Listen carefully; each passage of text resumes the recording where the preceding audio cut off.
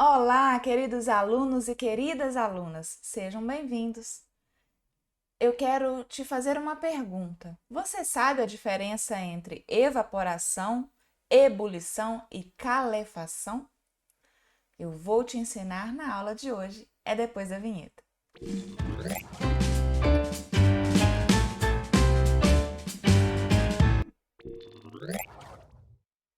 Muito prazer, se você não me conhece, eu sou a professora Valquíria Paiva. Eu sou a sua professora de Química e eu te ensino aqui no canal Química na Cuca tudo que você precisa saber de Química para ensino médio e pré-vestibular. Se você ainda não me segue, siga-me nas minhas redes sociais, Química na Cuca no Facebook e Química na Cuca Oficial no Instagram. Vamos para a nossa aula de hoje? O tema da nossa aula é pressão máxima de vapor e temperatura de ebulição. Vamos falar sobre a vaporização. Pessoal, o nome correto da passagem do estado líquido para o estado gasoso é vaporização. Muitas vezes a gente fala ebulição, algumas vezes a gente pode falar evaporação, mas o fenômeno se chama vaporização de um líquido. Vaporização é aquela passagem do estado líquido para o estado de vapor, né? Mas existem três formas em que esta mudança de estado pode acontecer. Por quê? Porque a velocidade dessa mudança pode variar.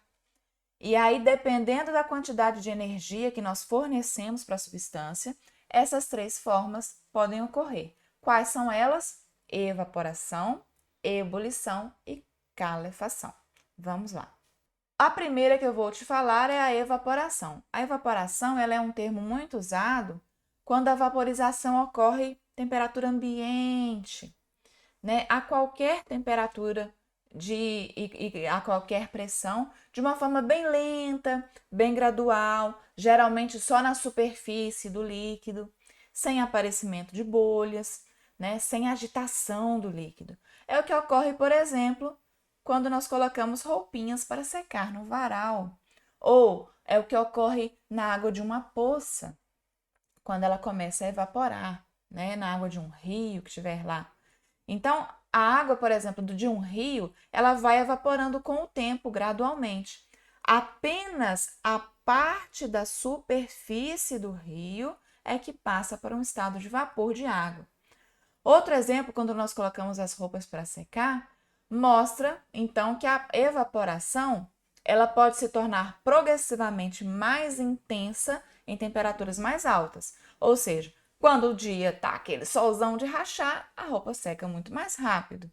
Se tiver aquele mormaço ou aquele tempinho mais nublado, nós vemos, né, que a roupa vai demorar mais a secar, ou quando tivermos em pressões mais baixas. A evaporação, ela sempre ocorre em uma temperatura inferior à temperatura de ebulição da substância. Alguns autores, inclusive, consideram que a evaporação seria sinônimo da vaporização, mas a grande maioria dos autores faz essa diferenciação, então eu também estou fazendo aqui para vocês. Outra forma de vaporização é a ebulição. Tá aqui a nossa ebulição. Eu vou entrar em mais detalhes à frente, mas de uma forma geral. A ebulição ocorre a uma determinada temperatura que é específica para cada substância pura e que pode variar de acordo com a pressão atmosférica que a pessoa ou que a substância está, né?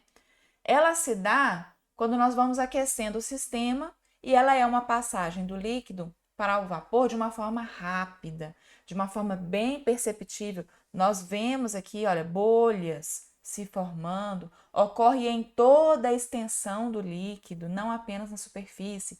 Tem agitação das moléculas, formação de bolhas, né? Esta é a ebulição. E a última forma de vaporização que eu vou destacar aqui é a calefação. É um tipo de evaporação muito rápida, é uma passagem muito abrupta, muito, né, para o estado de vapor que vai ocorrer quando o líquido se aproxima de uma superfície muito quente. Você já estava fazendo, por exemplo, um bifinho lá na chapa e deixou cair uma gotinha de água na frigideira, o que acontece? Psss. Ou então quando está passando roupa, né? Pinga uma gotinha de água lá no ferro quente e ele faz aquele barulhinho que a água está passando ali diretamente, bem rapidamente, né? Para o estado do líquido para o vapor de uma forma muito mais rápida. Isso acontece então com a água meio que até pulando, né? As gotas ficam pulando ali na superfície, passando rapidamente para o estado de vapor. Vamos detalhar mais o processo da ebulição, que é o que nos interessa aqui, tá? A ebulição, ela sempre vai ocorrer numa determinada temperatura, que vai ser específica para cada substância pura e que vai poder variar de acordo com a pressão atmosférica local. Então, a ebulição ocorre quando nós aquecemos o sistema. Olha aqui um sistema de ebulição feito em um laboratório. Nós temos um tripé, uma tela de amianto, um bico de Bunsen, né, ou um bico de gás. Aqui nós temos um becker e o líquido está em ebulição. Então, nós precisamos fornecer energia, aquecer esse sistema para que ocorra a passagem do estado líquido para o estado de vapor de uma forma rápida e bem perceptível. Porque ela ocorre em toda a extensão do líquido com a agitação e com formação de bolhas, como eu já disse anteriormente. A ebulição ela ocorre quando a gente coloca, por exemplo, água no fogo para fazer café, né? Quando a gente fornece essa energia térmica, primeiramente as moléculas que estão lá no fundo do recipiente começam a se movimentar mais. Você pode ver isso quando você está fazendo café. Primeiro as bolinhas começam do fundo lá do recipiente, né? Esse aumento de energia térmica vai fazendo com que a massa dessas bolhas diminua. Por isso que as bolhas começam a subir para o recipiente. As bolhas da superfície começam a perder energia para o meio e esse processo então é chamado de convecção, ou seja, vai acontecer assim, as bolhas do fundo do recipiente começam a diminuir sua massa, sobem, as de cima acabam descendo e esse processo acontece na ebulição. É um processo chamado de convecção. Esse ciclo ele vai continuar até que a substância atinja a temperatura de ebulição. No caso da água, é de 100 graus Celsius, numa pressão de 1 atm. Então, vai começar então a se formar bolhas de vapor no fundo do recipiente, porque inicialmente a pressão do vapor dentro da bolha vai ser menor que a pressão atmosférica. Mas à medida que vai ganhando energia, a pressão de vapor aumenta, vencendo a pressão atmosférica e vai então subindo para a superfície, onde as bolhas vão arrebentar. Vão liberar aquele vapor para o ambiente. Então, é por isso que o ponto de ebulição, ele varia de acordo com a pressão atmosférica, certo? Quanto menor for a pressão atmosférica, mais rapidamente a pressão do vapor vai se igualar à pressão atmosférica e menor será o ponto de ebulição do líquido. Então, nesse momento, toda a energia térmica, ou seja, todo o calor que foi fornecido, ele é usado para a substância passar do estado líquido para o estado de vapor. Por isso que a temperatura se mantém constante a 100 graus, para que toda a mudança de estado da água, por exemplo, ocorra, tá? Então, é muito interessante nós estudarmos o processo da ebulição, né? A pressão máxima de vapor e a temperatura de ebulição, então, resumindo, quando um líquido ele é aquecido num recipiente aberto, no seu interior vão se formar bolhas que estão ali com o vapor daquele líquido.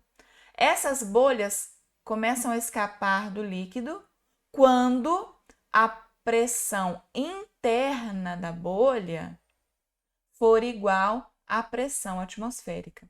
Então, olha aqui, a pressão interna da bolha, 760 milímetros de mercúrio, a pressão atmosférica, 760 milímetros de mercúrio. Então, aí, as bolhas começam a escapar e a substância começa a passar do estado líquido para o estado de vapor. Aqui a definição.